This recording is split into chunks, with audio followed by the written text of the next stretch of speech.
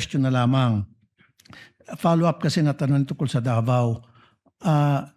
Magkaiba yung naging senaryo sa Davao at saka sa OVP. Sa Davao, nag-comply ata, di ba? Nung SDO ka doon, whereas sa Manila OVP, hindi. Tama. Yun pinagkaiba. Kasi sa Davao, hindi ka na flag down ng OWA. Wala po kaming IOM, Your Honor. Last na lamang. You know what, Madam, seriously from my heart, naawa ako sa iyo. Naawa ako sa iyo kasi I believe in my heart, hindi ka korap ni Sing Kunduling, wala kang ginalaw doon sa confidential funds na daan-daan milyon and bilyones.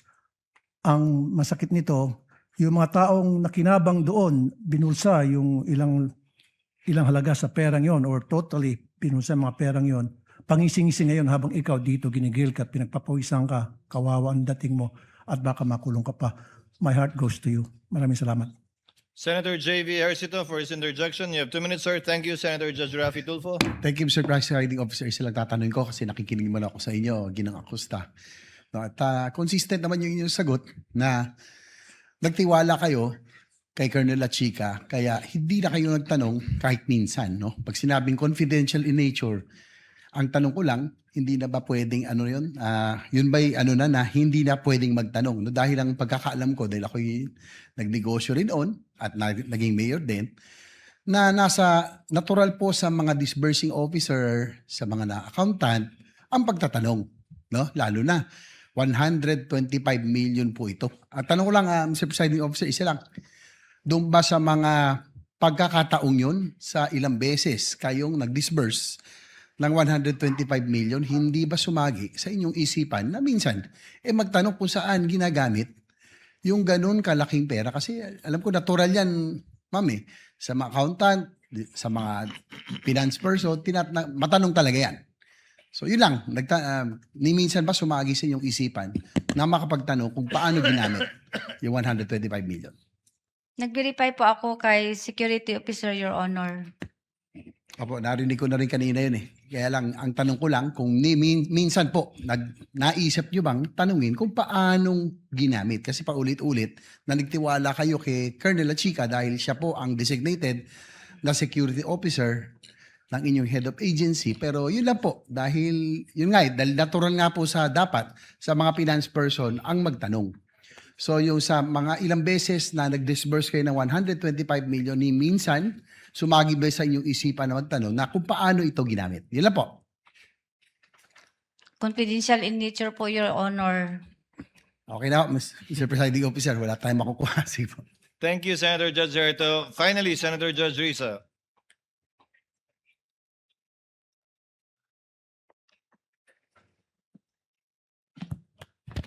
Salamat po muli, Mr. President. Una, Ms. Gina, pohon, gumaling agad ang inyong bana. Salamat, ma'am. Okay, isa pa yan. 3 tanong na lamang po sa inyo. Sabi niyo po sa amin, kayo mismo ay nakapansin na may kakulangan dun sa acknowledgement receipts. Pero, nung verify niyo iyon, ang mga iyon kay Colonel Lachica, tinanggap niyo na lang na confidential ang paliwanag niya. So, sa intindi niyo po, ano po yung required dun sa joint circular? Tiwala ba o resibo?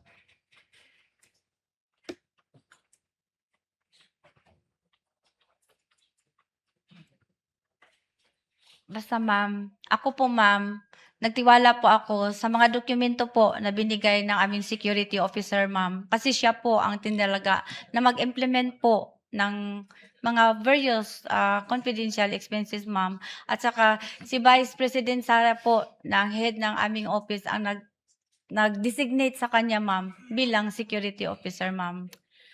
Okay po. Huling pangalawang tanong ko. Tuwing binibigay niyo po yung tig 125 million pesos kay Colonel Lachica, yung 4 na quarters na yon, nire-report niyo po ba yon kay VP Sara Duterte na, ma'am, ibinigay ko na po yung 125 million kay Colonel Lachica? Yes po ma'am. Okay. Naka-record po yun sa CDR po ma'am na nag-release pa ako kay Colonel Lachica. At naka-record sa CDR na ni-report nyo yung pagbibigay na iyon kay VP Sara Duterte. Tinext ko lang po siya, ma'am. Tinext nyo siya. And huling tanong po, sa pagkakaintindi ninyo, si VP Sara rin po ang nagbibigay ng instructions kay Colonel La Chica kung anong gagawin sa pera? Tama po ba yon? Hindi ko alam, ma'am. Hindi nyo alam. Alright. Salamat. Muli. Salamat, ma'am. Oo, Ms. Gina. Salamat po, Mr. Just a few Presiding from the Officer. presiding officer, Ma'am Gina, konti na lang po. Sabi niyo lahat ng sinasabi ni Colonel Latchiga, pinapaniwalaan niyo base sa tiwala. Ang ginagawa niyo lamang ay tingnan kung tumutugma o nagtatali yung pera. Tama po? Yes po, Your Honor. Bakit sabi po ng COA sa notice of suspension nila, hindi nagtali yung pera? Sumobra po yung pinadala niyong acknowledgement receipts ng 150,000. So, mali po yung tali niyo. Yun po yun pong instances, Your Honor, yung after po na-release ko po yung 125 million kay Sir La Chica, Your Honor, tumawag po siya sa akin na kailangan pa niya ng 150K po, Your Honor, for security purposes, Your Honor. Saan po galing yun 125 million lang po yung perang winidraw niyo sa bangko. So at that time, Your Honor, tumawag ako sa kay Asik Limer Olton, Your Honor, informing him, Your Honor, na tumawag po sa akin si Security Officer Colonel La Chica na kailangan po niya ng 150 for security, Your Honor. Saan galing po yung pera na binigay niyo sa kanya? Kay Asik Limer Oltonio po, Your Honor. Saan po naman niya nakuha yung pera? Hindi ko alam, Your Honor. Hindi na rin po kayo nagtanong. Hindi. Basta binigyan niya po ako ng 150,000, Your Honor. Ngayon, yung winidraw po niyo sa bangko, hindi ba cash advance po yun, yung 4 na quarter? As cash advance po, Your Honor. So, kailangan i-liquidate po, Your Honor. Magkano po ang bond ninyo? Di ko ka-memorize, Your Honor. I'm sorry. Pero saklaw po yung amount na 125 million.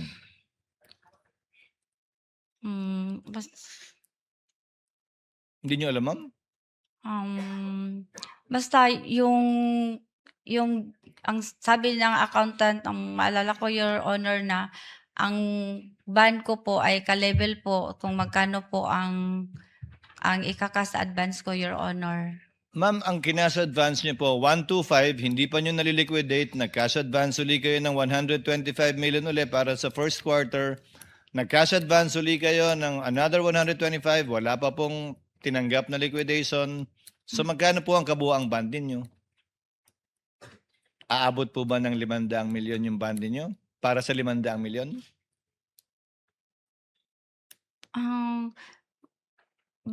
Parang 8 will 8.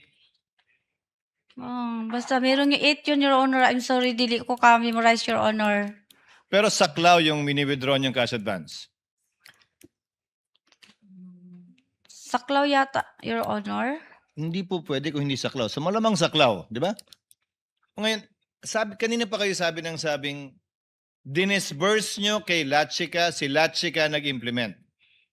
Ano po bang ibig sabihin ninyo ng implement? Yung 8 iba't ibang lugar sa Pilipinas na binayaran sa loob ng parehong araw, sino po ang gumastos nun? Ang nag-implement po, si Colonel La Chica po, Your Honor. Ako po ang Pakinggan niyo po yung nag-disburse tanong sa ko. kanya. Binigay niyo po yung 125 million kay Colonel Latchica. Ayon mismo sa acknowledgement receipts na hawak ninyo, na tinali ninyo, sabi niyo rin po kanina, nagbigay ng pera sa iba't ibang tao sa iba't ibang lugar. Sa parehong petsa. Sino po ang nagbigay ng perang yon dun sa mga nakapangalan sa acknowledgement receipt? Hindi ko po alam, Your Honor, kasi hindi po ako nag-implement ng mga confidential activities or operation, Your Honor. Hindi rin si Colonel Latchica. Hindi ko masasabi, Your Honor. Basta ako, Your Honor, si Ma'am, Colonel ma'am, La Chica po ang Ma'am, security officer, Your sorry po Honor. hindi ko pwedeng tanggapin yun dahil iba't ibang lugar, 5 hanggang 8 iba't ibang lugar, dinisburse yung pera. Kahit po si Colonel Latchica, hindi naman po siya si Superman, hindi naman niya kayang gawin yon na siya lang. So, Ano po yung malamang sagot sa tanong? Hindi po si Colonel Latchika yung nagbigay ng mga pera yun sa mga taong nakapirma sa acknowledgement receipt. Malamang ibang tao yun. Malamang po, hindi ba? Parang, Your Honor, parang yung issue na yun, Your Honor, is parang sa DepEd po yata. Wala pong ganun sa OVP? Wala pong issue na ganun, Your Honor. Paano niyo po nalaman yun sa DepEd? Kasi yun po ang nalaman ko, Your Honor. Sa amin po sa EOM, wala pong ganun, Your Honor. Wala pong issue sa AOM. Kaugnay niyan, alam ko. Wala pong issue sa AOM. Hindi po in-issue sa AOM yung mga alias, yung paggamit ng iba't ibang pangalang kakaiba. Wala po sa AOM yan. Ang tanong ko po, Ma'am Gina, si Colonel Latchika ba na binigyan nyo ng kabuang pera, ang nagbigay din ng pera dun sa mga may acknowledgement receipt? Siya din mismo ba? O may ginamit din siyang ibang tao? Your Honor, hindi ko po yan masagot, Your Honor, kasi wala po ako sa ground, Your Honor. Si Colonel Latchika po ang nag-implement, Your Honor. Ibig sabihin po ba nag-implement siya yung nag-disburse? Siya po ang nag-implement, Your Honor. Kung may binayaran po siya, Your Honor. Ma'am, kung siya po ang nag-implement, ibig sabihin siya ang nag-disburse dun sa mga taong nakatanggap. Di umano. Opo, Basta ako, Your Honor, ako po ang nag-disburse sa kanya, Your Honor. Siya po ang nag-implement, Your Honor. Siya kayo po ang nag-disburse sa implementer. kanya, siya ang nag-disburse sa iba. Kayo ang nag-disburse sa kanya, siya ang nagbayad sa iba. O kayo po yung nagbayad sa kanya at binayad niya sa iba. Disburse po yun sa inyo, di ba? Ako po ang nag-disburse sa kanya, Your Honor. Tapos, kung may binayaran nun po siya, kasi siya po ang nag-implement, Your Honor. So nagdi-disburse din siya. Basta ako, Your Honor, nag-disburse ako bilang SDO, Your Honor. Ulitin ko, ma'am, ha? Ma'am, hindi po komplikado to. Disbursing officer kayo, kaya nga SDO eh. Nag-disburse po kayo sa kanya. Yung Opo. ginawa ba niyang pagbabayad, hindi ba disbursement din yun? Nagbayad siya, Your Honor. Hindi ba disbursement din po yun? Dinisburse niya yung pera. Hindi naman niya binulsa ba ni Colonel Latchika yung pera? Wala. Hindi. Tamo, sigurado kayo. Hindi. So, pinambayad niya. So, dinisburse nga niya dun sa mga taong nakatanggap ayon sa acknowledgement receipts. Dinisburse po niya, Your Honor, during the implementation po ng Yes. confidential activities and operation, Your Honor. So, Sa yung ground, Your implementation nga po niya, kasama doon yung pag-disburse ng pera. Ano po, Your Honor? Yung implementation na kanina nyo pa po sinasabi, kasama doon, kasama sa pag-implement, ang pag-disburse ng pera. Kaya nag-implement nun siya, Your Honor. Di ko na alam, Your Honor, kung paano po niya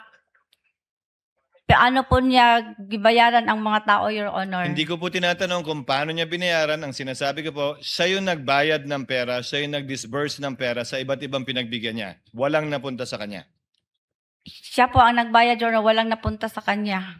Okay. Thank you very much, Ma'am Gina.